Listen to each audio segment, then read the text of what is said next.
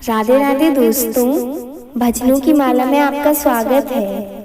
मैं आज आपको कार्तिक मास का 21वां अध्याय सुनाने जा रही हूँ। विष्णु पूजन और व्रत कार्तिक का है महान, विप्र धर्मदत्त इस तरह पाया गढ़ से ज्ञान। नारद जी बोले, इस प्रकार गणों के वचन सुनकर और विस्मित होकर दंडवत करके धर्मदत्त बोला, सब मनुष्य यज्ञ दान तीर्थ तप से विपदनाशक विष्णु का आराधन करते हैं। उनमें विष्णु को प्रसन्न करने और सामीप्य दे क्या ऐसा कोई पूजन है जिसके करने से सब यज्ञादिक सफल हो जाएं? गण बोले, हे विप्र, तुमने यह अच्छा प्रश्न किया है।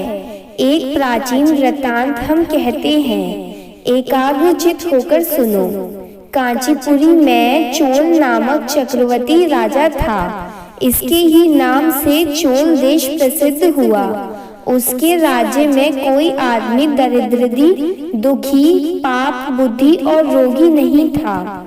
असंख्य यज्ञ करने वाले उस चोल के स्वर्ग यज्ञ स्तंभ से ताम्रपणी नदी के दोनों किनारे चैत्र रथ नाम के कुबेर की तरह शोभायमान थे। एक समय वह राजा अत्यंत शयन हो गया। जहाँ की योग माया के आश्रम में भगवान शेषशैया पर शयन करते थे, उसने वहाँ लक्ष्मीपति भगवान का मोतियों और सुंदर स्वर्ण के फूलों से पूजन किया और दंडवत प्रणाम करके वहां बैठ गया।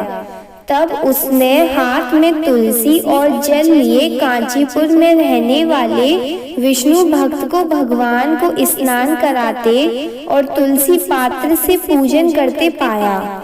उनके ऊपर ब्राह्मण द्वारा चढ़ाए तुलसी दल से उनके रत्न ढक गए। यह देख राजा कुपित होकर बोला, यहाँ माणिक स्वर्ण से मैंने पूजा की है।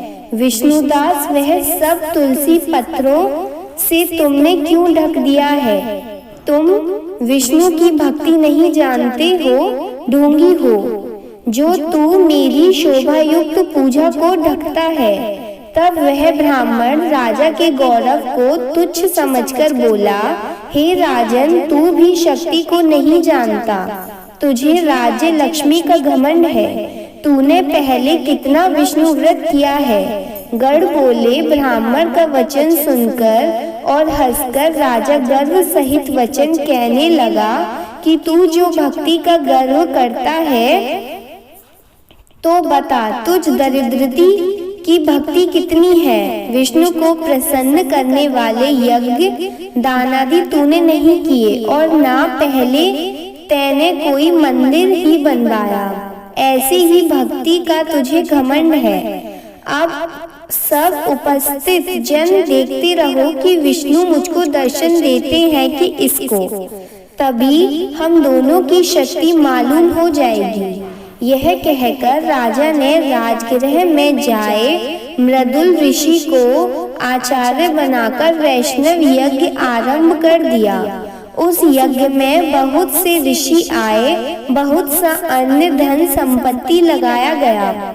विष्णुदास ने भी उसी मंदिर में ठहरकर विष्णु को प्रसन्न करने के लिए तुलसी का वन लगाया और एकादशियों के दिनों में द्वादशाक्षर मंत्रों, षोडशोपचार और नृत्य गीत आदि मंगलों से विष्णु की नित्य पूजा करने लगा।